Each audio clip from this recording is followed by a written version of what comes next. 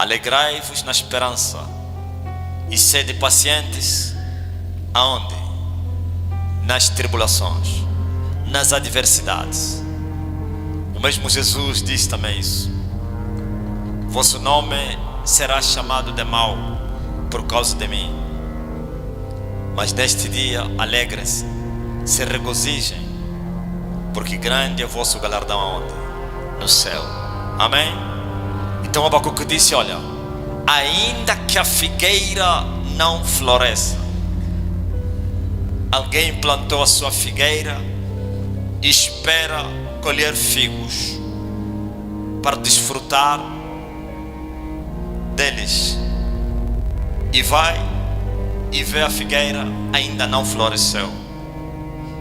E a figueira, se não florescer, é sinal de que não vai dar frutos, porque antes de uma árvore dar frutos, primeiro dá que? Flores. As flores é anúncio, é pronúncio de que a árvore vai dar frutos. Agora você passa ano e você espereta na tua figueira e continua sem florir, é porque não vai dar frutos. Entra outro ano, idem. Venha outro, idem. Mas agora ele está dizendo, ainda assim eu continuarei não somente a buscar a face do Senhor e a me regozijar nele. Diga-me, ainda que o fruto da oliveira minta, ainda que não haja fruto na minha oliveira que eu plantei no meu quintal, isto é, eu não vou desfalecer, não vou desistir das minhas convicções, continuarei firme nelas, esperando nele e acreditando que o fruto da oliveira vai se manifestar. Diga-me, aplauda ao Senhor Jesus Cristo. Ainda que os campos não produzam mantimento, e nós plantamos no campo, semeamos e vamos para a colheita, e encontramos zero colheita, nada de colheita, nada de ceifa. Ele está dizendo, eu como camponês que semeei e não colhi, não vou desistir, continuarei na esperança do amanhã. Diga-me, acreditando que um outro dia está a vir aí. Por isso Jesus disse, basta cada dia com seu mal. Não precisa se preocupar com o dia da manhã, porque o dia da manhã cuidará de si mesmo. Diga-me, e se o dia da manhã for um dia mau, não te esquece que tem um outro dia para além do dia mau. E o mesmo Paulo disse que os cristãos devem se fortalecer no Senhor, no seu poder, para se prepararem para o dia mau. O dia mau sempre vai vir. Nem sempre há alegrias na vida. E muitos perguntam, por que é que se sofre muito no cristianismo? Por que é que o cristão sofre muito? Isso até já virou uma música. Não, ser crente é sofrer muito. Não, o cristão sofre muito. É mentira. No mundo todos sofrem. Diga aleluia. Aplauda ao Senhor Jesus Cristo. Quero cristão. Estou a falar verdadeiro cristão, no sentido morfológico da palavra. Isto é, na essência, aquele que tem raízes no Senhor, ou então a vida no Senhor, que tem a raiz como Jesus Cristo, e Ele como uma árvore. E não aqueles que invocam o nome do Senhor, mas porém não amam o Senhor, não conhecem o Senhor. Esses não devem nem ser chamados de cristãos. Esses são crentes. Crentes desviados, mundanos, que creem e que não amam. Eu não estou a falar desses aqui. Estou a falar dos cristãos na essência da palavra. Aqueles que estão conectados com Jesus, aqueles que estão firmados na rocha. Quero estes, quero os religiosos, quero os ateus. Todos no mundo sofrem aflições. Amém?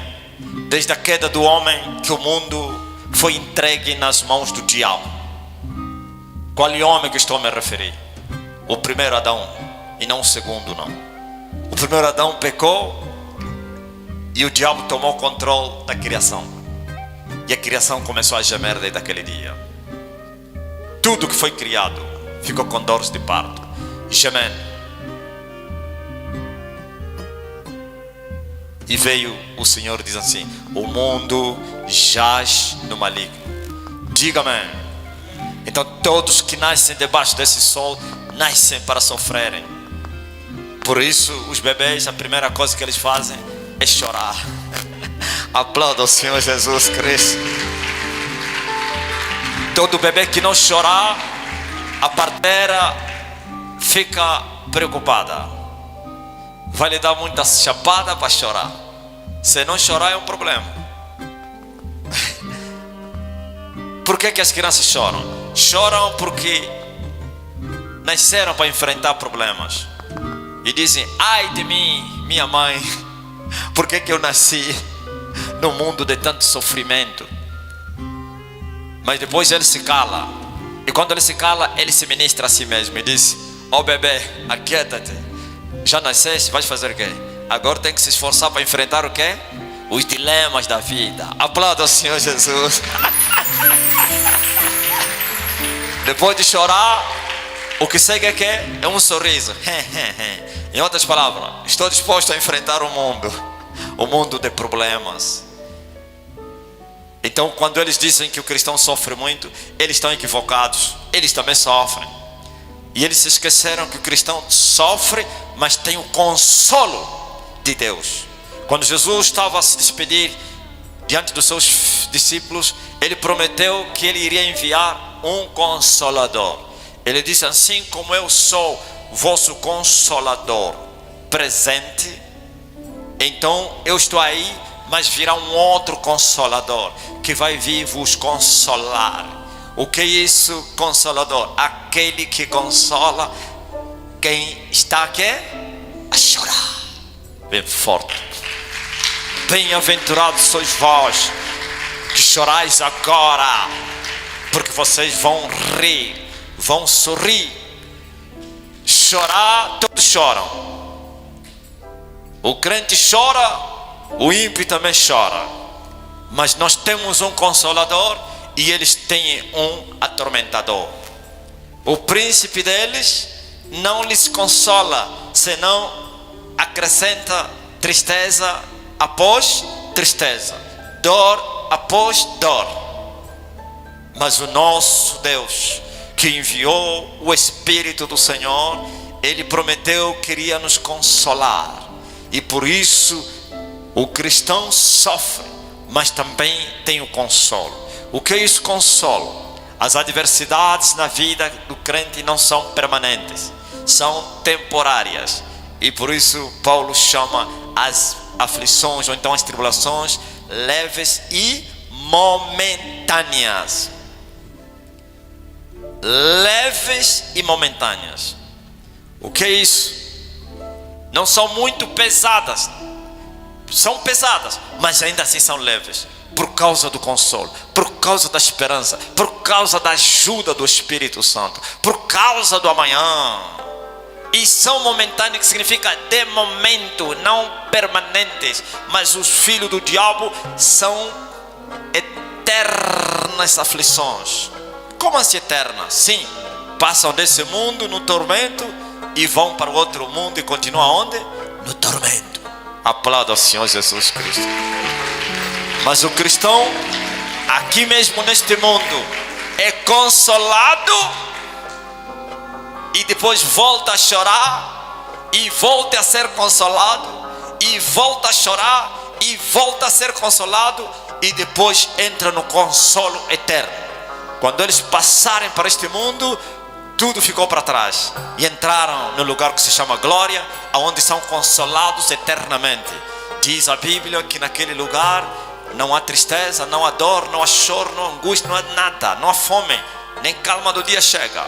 E só alegria na eternidade da vida. Diga amém. Bem forte para o Rei da Glória. Mais forte. Oh, leva-me Oh, que coisa linda entrar na sala do banquete. Na sala do banquete. Sustenta-me, Senhor, sustenta-me em seu amor. Conforta-me em teus braços, meu Jesus. Vitória eu tenho aos pés da tua cruz. Oh, leva-me diante do teu trono. Eu quero tanto te adorar.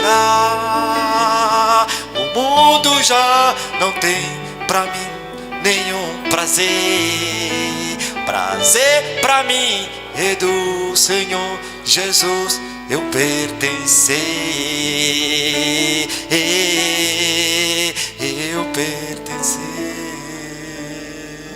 Eu passaria uma vida inteira, diga, te adorar, te adorar. Outra vez. Eu passaria uma noite inteira te adorar. Tu me deste uma eternidade. Tu me deste uma eternidade. Assim.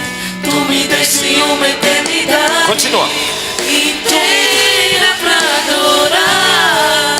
Tu me deste uma eternidade. Diga.